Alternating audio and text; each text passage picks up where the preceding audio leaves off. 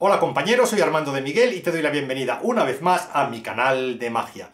En el episodio de hoy vamos a hablar de Vernon y los Taures. El tema de este vídeo me lo sugirió hace algún tiempo Gustavo Comín, que es uno de los suscriptores de este canal. Y como el tema es interesante y entra dentro de la temática del canal, pues hoy vamos a hablar de ello. Pero como siempre, después de la intro.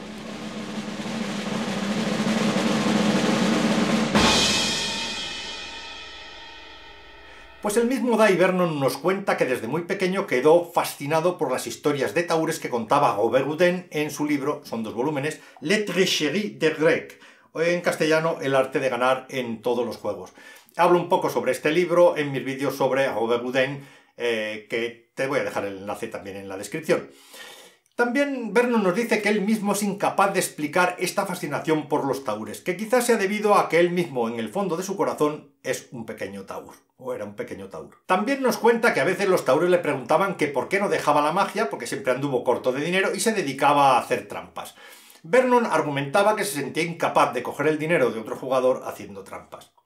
Sus amigos taures le decían que, que si había otros que estaban dispuestos a coger su dinero cuando él jugaba, que por qué él no podía coger el dinero de los suckers, que es como se dice en el argot en español, o sea, en español se dice, a los suckers se les llama pichones. En cualquier caso, está claro que la moralidad tanto de uno como de los otros pues eran diferentes. La filosofía de los taures era, mientras no te pillen, todo vale, coge el dinero y corre. Vernon nos cuenta que desde muy joven, cuando leyó el libro del experto en la mesa de juego, del cual también tengo otro vídeo en este canal, pues se dio cuenta inmediatamente de la superioridad de las técnicas de los taures con respecto a la de los magos. Explica que los magos pueden distraer la atención con cualquier movimiento dentro de su guión y que también además pueden utilizar otros elementos como cancamusa. El ejemplo más obvio en este caso pues sería una varita mágica. En cambio, en las partidas en las que se juega mucho dinero, pues los ojos de todos los jugadores están en las manos del jugador que está dando las cartas, por lo cual cualquier dada o pase que tiene que estar perfecto para que pase por completo desapercibido ante los ojos de estos jugadores que se están jugando el dinero. Y yo me imagino que será así en esos entornos de juego sofisticado, pero mi propia experiencia es justo lo contrario. A ver, yo no juego nunca, y cuando juego en raras ocasiones, por supuesto, juego con amigos. Y la verdad es que al principio todo el mundo te mira con muchísima atención, pero al cabo de un rato, lleva ya una hora jugando allí, nadie te mira. Todo el mundo se enfrasca en sus cartas, en la mecánica del juego, y nadie te presta atención. A ver, en ese momento ya puedes robar cartas, una vez que has terminado de dar, puedes descargarlas al regazo, juntar un montón en la mano, elegir las que te interesan, descargar en los descartes las que te sobran, en fin, puedes hacer dadas de arriba a abajo, que da igual, porque todo el mundo está pendiente de su propio juego, pero claro, eso es entre amigos. Por supuesto, sin el estrés de una partida de verdad, a ver, con dinero, donde además si te pillan haciendo una trampa es que no te van a pillar 2 veces, es que te dan un par de navajazos sin más. Pero bueno, el hecho es que yo me curtí haciendo dadas en un entorno real cuando me contratan para promocionar una empresa de bebidas en los años 90 y algo, finales de 90 del siglo pasado. La verdad es que en realidad me contrataron para hacer de croupier de blackjack. Y las actuaciones eran de 3 horas. Los que acudían al pub en cuestión se tomaban un whisky de la marca que estábamos promocionando y le daban unas cuantas fichas para jugar. No se jugaba por dinero, sino que a quien jugaba tú le dabas un estuche con 2 barajas nuevecitas que tenían el dorso de la marca. Y con esas, además, barajas las podían usar como fichas para poder seguir jugando. Bueno, yo al principio hacía mi papel de croupier, sin más jugaba normalmente y tal, pero como luego me aburría, les hacía todo tipo de picias. Saltos para deshacer el corte, dadas en segunda, vistazos, de todo. Vamos, pues es que no miraban, o sea, estaban pendientes del juego y yo me divertía haciendo que los que me caían bien, pues ganasen un montón y de repente tenían un montón de barajas. Pero a veces me aburría y les venía la mala racha de mis dadas de abajo, y la gente, venga, se picaba a apostar hasta que se quedaban absolutamente sin ninguna baraja. En fin, un poquito malo, pero es que eran muchas horas y mucho aburrimiento. Pero tras esta pequeña digresión, volvamos al tema de Vernon y su relación con los taures. Su primer contacto con un taur real fue tras un día de pesca con su padre. Habían cogido una trucha grande y por la noche la iban a asar. Otro pescador que había estado pescando a su lado durante el día y que quería unirse a la celebración, sacó una baraja de cartas con la cual le hizo unos cuantos juegos a Vernon. Al jovenzuelo Vernon. Le dio primero a mezclar la baraja, luego Vernon cogió una carta y la devolvió a la baraja. Y el supuesto pescador hizo aparecer encima de la baraja la carta elegida mediante el salto más limpio y suave que nos cuenta Vernon que vio en su vida. Dice Vernon que hubiese cambiado todos los juegos de magia que se sabía en aquel momento por haber podido hacer únicamente un salto como aquel tipo. Cuando se marchó, Vernon le preguntó a su padre por él y él le dijo que era un jugador, vamos, un gambler, un taur, en el sentido del término clásico. Y Vernon nos dice que en ese momento fue cuando hizo la distinción mental entre mago y taur.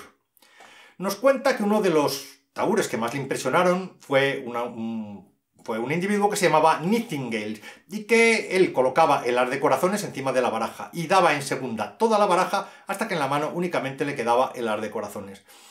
Bueno, este taur se dedicaba a viajar en tren y a desplumar a los incautos durante los trayectos. En Estados Unidos hay trayectos muy largos de la costa este a la costa oeste, muchísimas horas de duración porque por supuesto no había alta velocidad y tampoco estaban los móviles para entretenerse. Por lo tanto, como la gente se aburría, pues un recurso habitual consistía en matar el rato jugando a las cartas. Y ahí fue donde se curtieron muchos de estos taures. Se llamaban Railroad Men, hombres del ferrocarril. Bueno, pues tal era su interés o su obsesión por los taures, como decía Vernon, que se dedicaba a perseguirlos por todo el país. Bueno, a causa de esta especie de monomanía, siempre que estaba con algún taur le preguntaba que si conocía a alguien que hacía algo digno de verse. Y cuando algo llamaba la atención de Vernon, pues este se ponía en camino a la búsqueda del individuo en cuestión, por muy lejos que se encontrase, por muchos kilómetros o millas de distancia que estuviese. Y a veces cuando llegaba, pues se decepcionaba al ver el taur en cuestión en acción, pero nunca dejaba de intentar localizar nuevos taures que fuesen capaces de hacer cosas fuera de lo común. A lo largo de su vida, Dai Vernon conoció a muchísimos taures, pero hoy vamos a hablar únicamente de los dos que más le impactaron. Pues el primero del que voy a hablar es de Dad Stevens. Dai Vernon solía jugar a las damas con un tipo que se llamaba Jankovic. Era checoslovaco y además de jugar a las damas también era taur y conocía algunos pases curiosos que intrigaban a Vernon. Eran técnicas que Jankovic había aprendido en Europa antes de emigrar a los Estados Unidos. Pero le dijo a Vernon que si quería de verdad conocer a alguien con talento tenía que conocer a The Old Dad Stevens. Le dijo que Stevens iba a jugar a un club donde se reunían todos los sábados los camareros al terminar su jornada para jugar y para que Dad Stevens los desplumara. Vernon le pregunta a Jankovic, pero vamos a ver, ¿de verdad los camareros, o sea, son tan tontos que van todos los sábados para que Stevens los desplume? Y Jankovic le contesta, bueno, pues ya sabes cómo son los camareros. Piensan que van a acabar pillándole haciendo trampas. No tienen ni idea de lo que hace, pero los despluma igualmente. Todo un personaje, piensa Dai Vernon. Y al siguiente sábado se presenta al club. Bueno, tiene suerte de que el primer día se encuentra con Dad Stevens. Se presenta como amigo de Jankovic y le dice que está interesado en los manejos de cartas. Le dice que bueno, que es prácticamente una manía que él tiene y que le han dicho que él hace cosas de lo más inusuales con las cartas. Dice, déjeme que le muestre algo, le dice Stevens, y le muestra una cartilla del banco con un saldo de $250.000 de la época, o sea, como varios millones de euros de ahora. Le dice que además tiene una casa en propiedad y que tiene una housekeeper, que se puede traducir por ama de casa, o por esposa, ama de llaves o amantes. En fin, tú eliges la traducción. En fin. Entonces también le cuenta que normalmente los taures lo que ganan a las cartas lo suelen perder a los dados o en los caballos, pero que él no, que él desde muy pequeño aprendió a coger el dinero y a guardarlo en el banco. Le comenta que ahora está retirado, pero que va al club para mantenerse en forma, y que si un tipo le cae bien, pues incluso le devuelve el dinero que le acaba de ganar haciendo trampas, pero que cuando se encuentra con un listillo o con un engreído, entonces le despluma sin misericordia. También le cuenta que cuando era joven, pues parecía muy inocente y entonces iba a los garitos y ganaba siempre. No hacía amistades con nadie, viajaba mucho e iba por diferentes salones de juego por todo el país. Era tan sorprendente su suerte, entre comillas, que empezó a ser conocido en la comunidad del juego como The Mysterious Kid, el chico misterioso. Dice que nunca llegaron a sospechar ni que le pillaron jamás haciendo ningún movimiento sospechoso. Vernon le dice que le muestre alguna cosa, le da la baraja a mezclar a Vernon y este se da cuenta de que Dad Stevens es zurdo. Mezcla en rifle sobre la mesa, a una velocidad media, pues varias veces, y finalmente le muestra que en la parte superior tiene 4 damas. Mezcla una vez más y en la parte superior muestra que ahora están los 4 ases. Vernon dice que era tan increíble que las lágrimas fluyeron de sus ojos de la emoción que le causó ver el manejo de Dad Stevens. En ese momento nos dice que pensó que si encerraban a alguien en una prisión en Alcatraz o en Siberia y nada más le dejaban una baraja durante 20 años, quizá a lo mejor fuera capaz de hacer algo parecido a lo que hacía Dad Stevens. Hacía, por supuesto, muchísimas más cosas. Daba en tercera, en segunda, de abajo, saltos. Dice que absolutamente todo perfecto y maravilloso Vernon. Vernon se tuvo que marchar a una gira fuera de la ciudad y cuando volvió, Dad Stevens ya no estaba. Ya no iba por el club de los camareros, no tenía su dirección y jamás volvió a saber de él. Pero en esa única sesión aprendió lo suficiente sobre una de sus mezclas para poderla reproducirla y que no se perdiese para siempre. Por cierto, esta mezcla de Dad Stevens está explicada por Oliverio Satisfecho en otro de los vídeos de este canal. Se llama El control de Stevens y te voy a dejar, por supuesto, el enlace en la descripción. Bueno, pues la otra búsqueda mítica de Vernon fue cuando trató de encontrar al taur Allen Kennedy. Fawcett Ross, que era el mejor amigo de Vernon y el que le ayudaba a escribir sus libros, bueno, pues en la época que nos ocupa vivía en el apartamento de al lado y le comenta a Vernon que ha oído hablar de un taur mexicano que estaba en una prisión en el condado de Sedgwick y que hacía maravillas con las cartas. Vernon, que estaba recortando siluetas en uno de los grandes almacenes de Wichita, bueno, a ver, un trabajo que además le había conseguido Fawcett Ross, bueno, pues, porque como ya he comentado en otras ocasiones, Vernon se ganaba la vida más fácilmente como recortador de siluetas que como mago. Bueno, pues en cuanto se entera, dicen los grandes almacenes que se ha puesto enfermo y se va a conocer al taur. Como él mismo dice, siempre fue primero su interés y en segundo lugar los negocios. Bueno, tras ciertas vicisitudes consiguen ver en la cárcel a Amador Villaseñor, que es como se llamaba este taur mexicano, y no quedan decepcionados. El tipo manejaba muy bien las cartas y Vernon aprendió algunas cosas de él. Pero lo más importante no fue eso, sino que Amador le contó que en Kansas City había conocido a un tipo que era capaz de hacer dadas del centro sin que se le notase lo más mínimo. Y a Vernon, claro, se le abrieron los ojos como platos, porque si alguien podía hacer dadas del centro, eso quería decir que podía trabajar solo y sin necesidad de hacer el salto. A ver, el salto siempre es muy arriesgado, sobre todo en mesa de juego, por muy bien que se haga. Para evitar tener que deshacer el corte mediante un salto, normalmente los taures lo que pasa es que van en equipos de 2 personas y el compinche se coloca a la izquierda del operador para cortar por el crimp, por el puente o por el pequeño descuadre que le ha preparado el taur. Y es así porque en el póker siempre corta el jugador que está a la izquierda del que reparte las cartas. Así que Vernon coge el coche y se va a Kansas City a ver si es capaz de encontrar a Allen Kennedy, del cual la única referencia que tenía era el nombre, pero la búsqueda es infructuosa y se tiene que volver a Wichita. Pero bueno, mucho tiempo después le comenta esto que está buscando lo de las dadas del centro a Charlie Miller y bueno, los dos vuelven a Kansas City, pero también fracasan en la búsqueda. En el tercer viaje tiene suerte y resulta que este viaje lo hace con su hijo Teddy.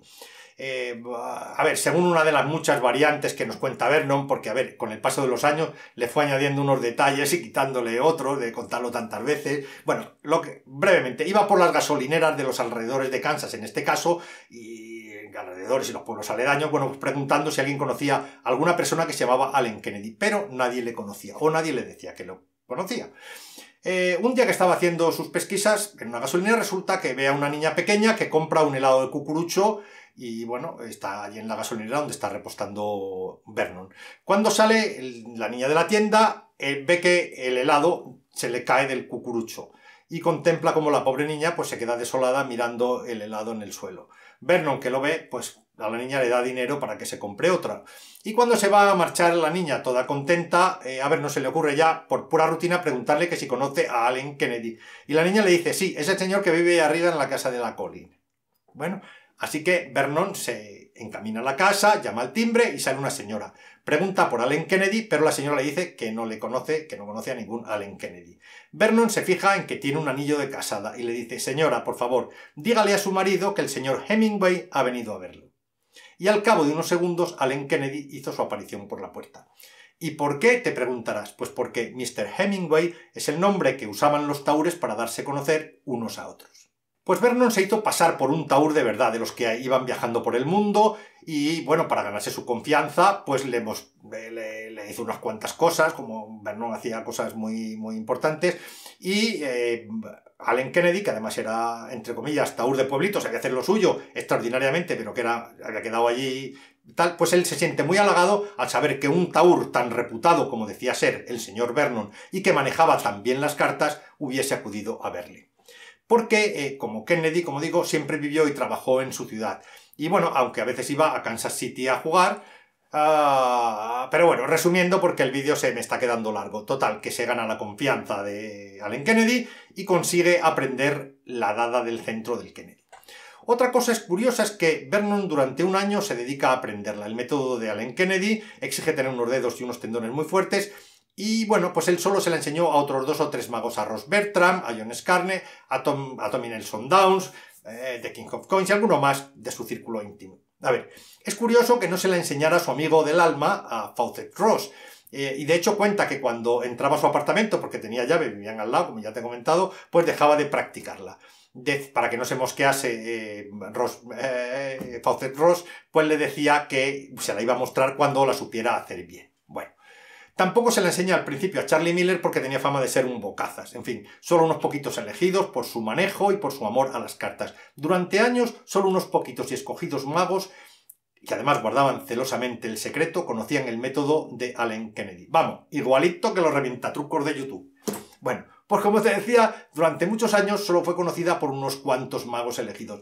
Y solo se publicó muchos años más tarde, por primera vez, en el libro de Ross Bertram, Magic and Methods of Ross Bertram, que es este que tengo aquí, ¿vale? Con el permiso de Vernon. Y no solo con el permiso de Vernon, sino que además las fotos que vienen ilustrando las dadas son las de las propias manos de Dai Vernon.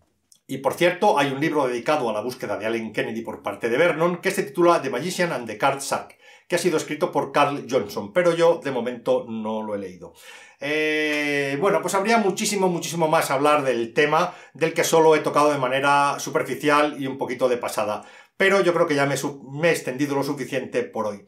Así que varias cosas. Si no has visto el control de Stevens, la de Stevens que hizo que los ojos de Vernon se le llenaran de lágrimas, pues échale un ojo porque te dejo el enlace en la descripción del vídeo que está muy bien explicado y realizado por mi amigo Oliverio Satisfecho.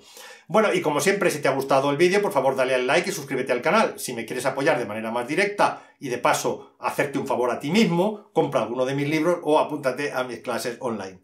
Ya no me queda más que desearte una muy buena semana y como siempre, salud, compañero.